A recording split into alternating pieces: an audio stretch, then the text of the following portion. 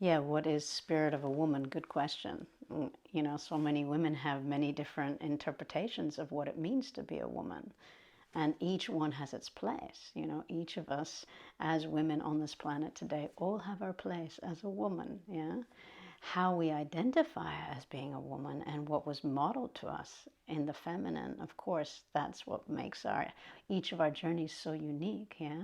Who taught you how to be a woman? Yeah? Who taught you how to be feminine?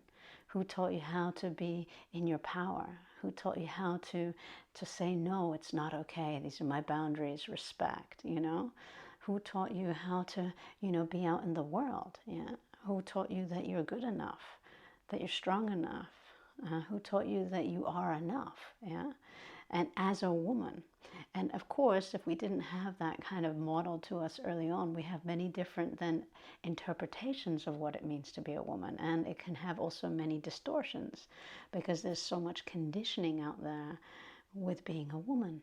Yeah, it's just a fact. Yeah, and then many cultures still today, women are in this sort of submissive position, and or it still exists in your country, but it's maybe more subtle. You don't get paid the same as your counterpart, and so on. Yeah.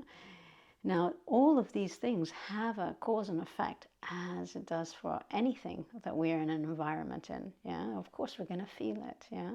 And then we have the internal experience of how we see ourselves and how we relate to the world. Yeah. And especially our relationship with ourselves as a woman.